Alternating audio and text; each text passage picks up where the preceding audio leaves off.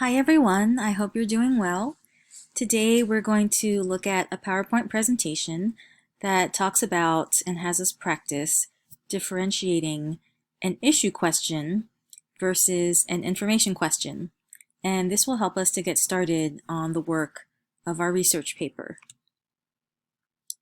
So an information question is one that has a definitive answer that can be found through research.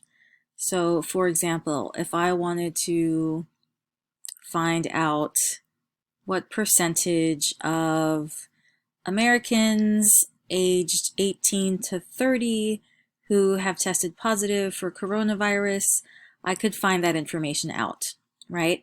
Now, it's something that would be changing daily, but it's information that I could look up and find. An issue question, on the other hand, is not as easily answered because the issues are debatable, and these are questions in which people can and do disagree. So for example, if I were to ask a question such as, is the United States using all of its resources possible in order to fight the coronavirus? Well, we could do some research and find some answers, but it would be really hard to get a definitive 100% factual answer to that question because you would find that experts and researchers have differing opinions. So I hope that makes sense. All of you have already written, or most of you, an issue question in your exploratory essay. So remember when I asked you to not write a thesis statement for the exploratory essay, but to end your intro with a question, and that question would then guide your research. Well, that was an issue question.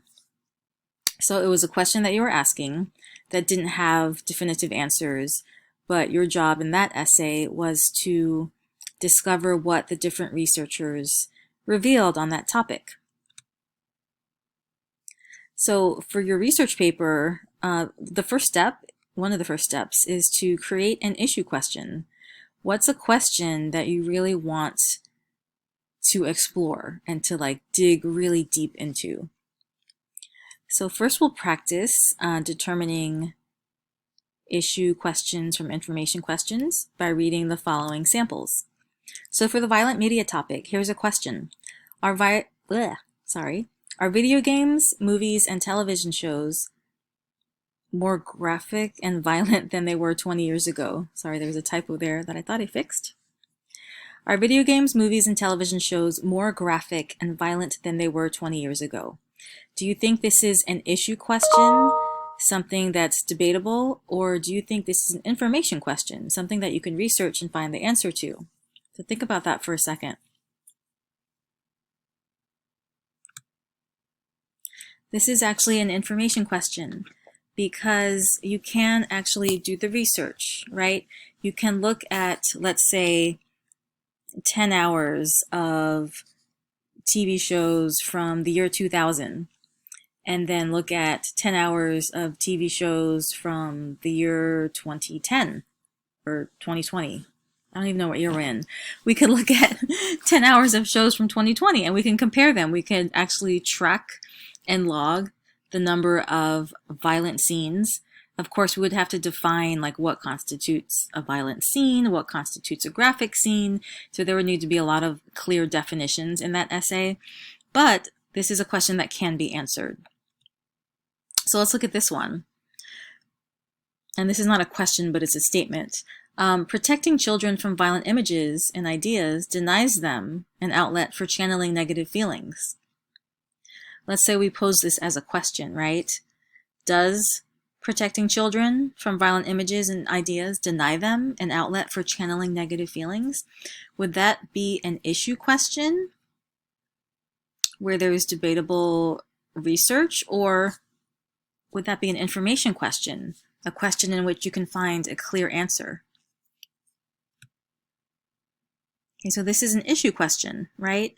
Because there is no definitive answer for this. There is research that yields that yes, it may make children more prone. There is some research that suggests that there may be a link, but there isn't a 100% factual answer to this. Does playing violent video games make people more violent? Is that an issue question or an information question? Okay, so again, that's an issue question, right? The research is controversial. There aren't 100% factual answers for whether or not this is the case. So let's look at another topic. This is not one that we've discussed in this class, but let's say we were researching this idea of accommodations for college students who have learning disabilities. This question asks, should colleges and universities have the right to set their own academic policies regarding accommodations for learning disabled students? So would that be an issue question or an information question? Is this a question that we'll find a definitive answer to, or is this a question that kind of lends itself to different researchers having different opinions? So this is definitely an issue question. It's a debatable question, and the key word here in this question is the word should. So when you see the word should, that likely indicates that the answer is debatable, which means that it's an issue question. What about this question? When was the Americans with Disabilities Act passed? Issue question or information question? This, of course, is an information question because researching the Americans with Disabilities Act will give us the answer, right? There's a clear answer for that. I believe it was 1970 something. Don't quote me on that, but there is an answer to that question. What about this one? Are students with learning differences who are given the proper accommodations more successful in college? Is that an issue question or an information question?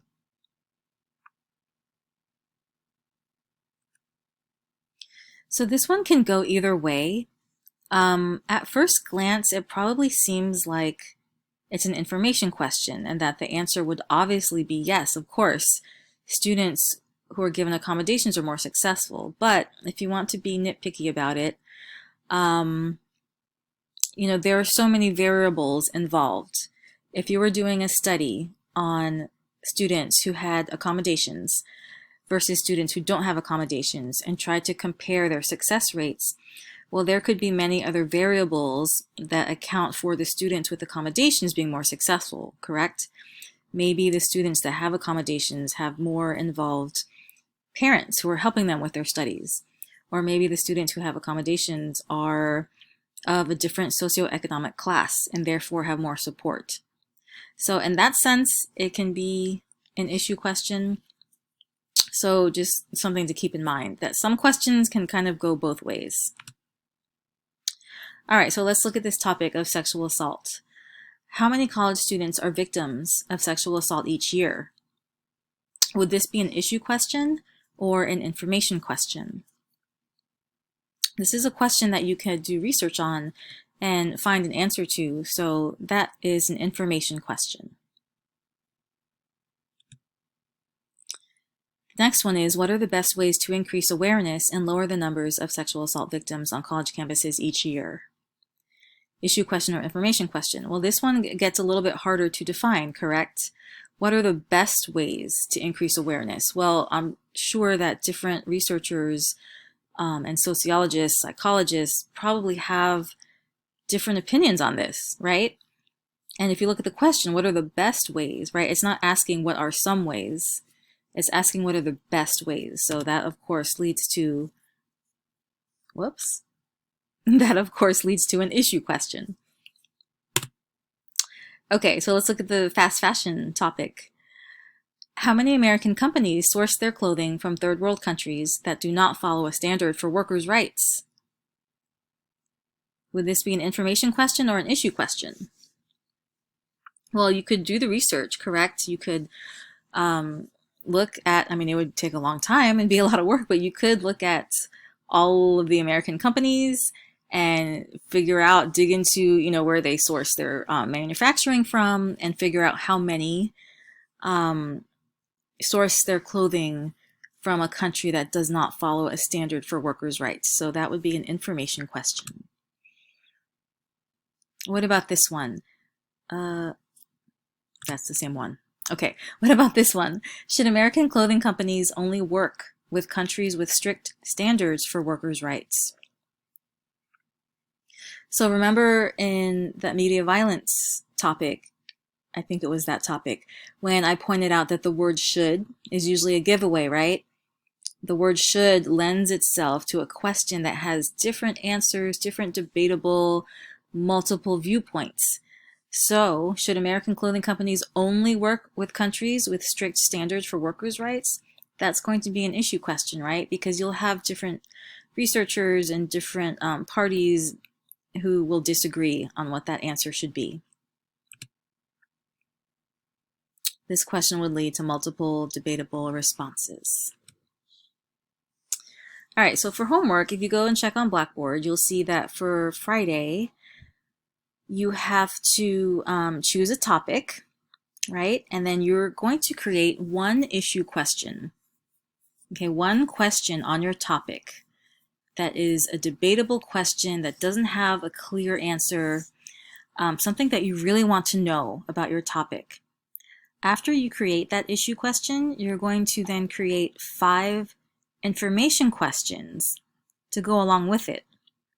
And those are the questions that will help you guide your research. If you recall, when we when we had the library session with Miss Jenny Hadelberg, she was talking about the importance of having narrow questions to guide your research, because if your search terms are too big, you're going to get a gazillion results, right? So for this exercise, I want you to have one issue question, and then you're going to come up with 5 more specific information questions that you can get answers to. And that's how you're going to start doing your research, by using search terms from those information questions. So I hope that makes sense. I hope this video is clear and helpful, and I will see you guys in class. Thanks.